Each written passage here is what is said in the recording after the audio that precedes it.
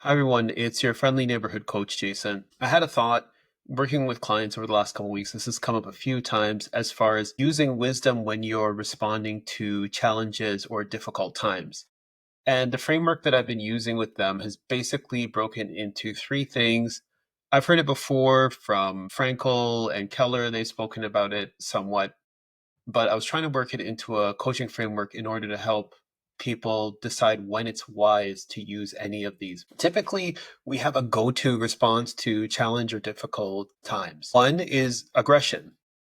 Two is anxiety. And the third is being reflective. If you're a person who has a go-to response of aggression, you probably look for someone to blame or some cause of the problem, and then you go into solution that problem. If you're an anxious person, you start going inward for the purpose of finding out where you went wrong. Your default is to think about how you could have prevented the thing from happening, what you could have done before now in order to prevent the thing that you are going through, or how you can prevent it the next time it happens. And if you're a reflective person, you tend to be very academic, think about the big systemic picture or the problem's place in the universe, and you just basically eventually get to the point where you say it is what it is and this is just my part in it. It's a very sort of academic or spiritual way to approach challenges. I'm going to go out on a limb and say that none of these is actually wrong. They all have downsides, and they all have times where it makes sense to use them, and I just want to run through that with you really quickly. So for aggression, aggression is actually appropriate when the problem is A, immediate, and B, there would be extreme harm if nothing is done. So let me give you an easy example. You're being aggressive when your child is running into the street, into traffic. You might grab the child, run after the child, pick up the child, yell really loud at the child. You're assuming that the child does not have the wisdom or the sense to prevent harm to themselves. And so you're taking action. In this time, if you were to be anxious and think, oh, what did I do to make it so that my kid didn't realize that they can't run into traffic? Or to reflect and say, children run into traffic and what happens, happens.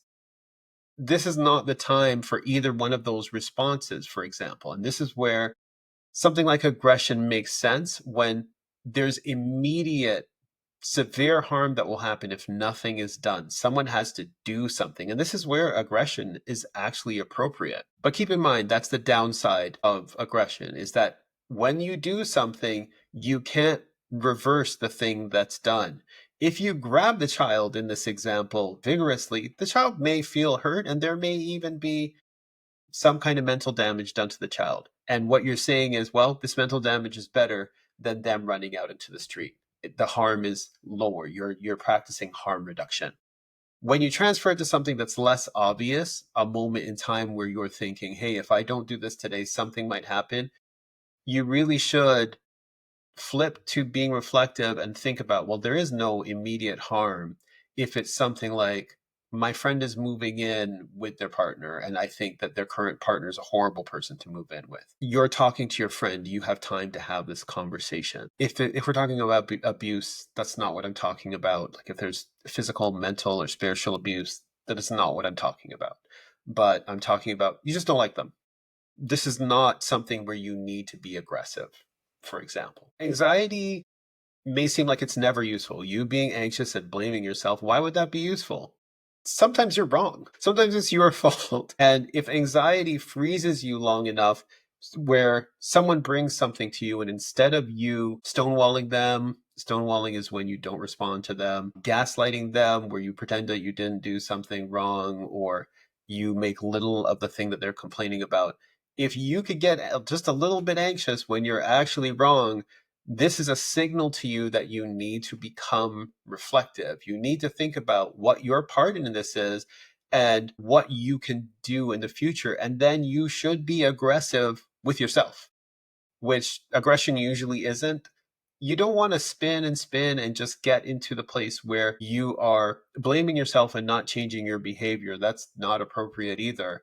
But you do want to be able to, instead of just thinking about the big picture and saying, oh, well, this is how all guys are, or this is just how wives are, or leaning on some big picture reflection, which isn't true, you get to look at yourself a little bit and think about your part in things and how you're going to prevent this thing from happening when you have done something wrong, which happens to all of us, even me, every now and then. My wife would tell you it happens quite frequently. Anyways, but the point is, when you're wrong, it's good for you to get a little bit anxious, not too anxious, and then get reflective and get aggressive with yourself. So remember to treat anxiety as a signal.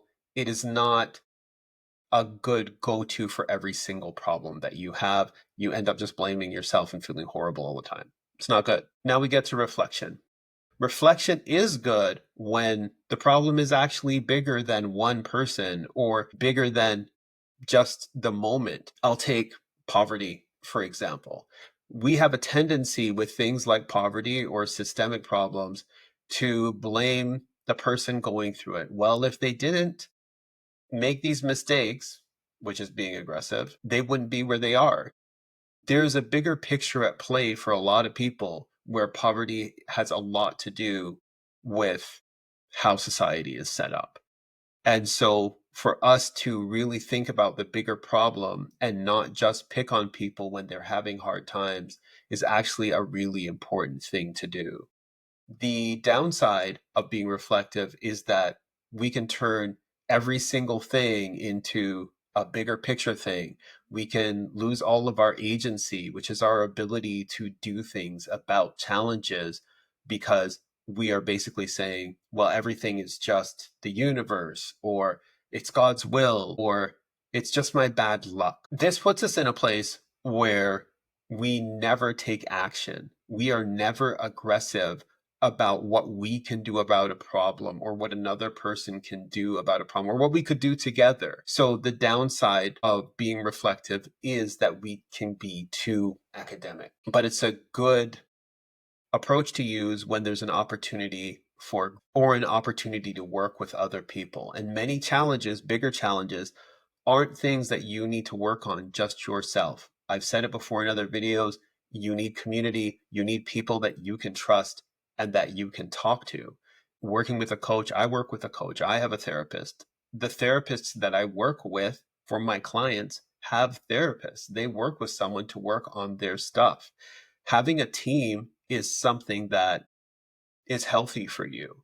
So when you are faced with challenges or difficult times, I want you to think about the different approaches. Think about what your go-to is. I could tell you right now, my go-to is to be reflective. There was a time that my go-to was to be aggressive. And I had what I would call an anger management problem, where I would get angry very quickly at other people. And I was quickly going to find out who the problem is or what the problem was and take action against it, or rally people to take action against it. And eventually I got to the place where I became very reflective. Now, I would say I went overboard with being reflective at a certain point in my life where I just considered that I was just going with the flow. So I had to rebalance myself. Whoever you are, whatever your go-to is, we can all use some work. There's no perfect way to respond to challenges. The good thing about having community who knows you is they know what your go-to is, and they can help you see a different approach to what you're doing if one is needed, or they can assure you that your approach is sound in what you are doing. So yeah, that was my thought for today. I hope this helps. Take care.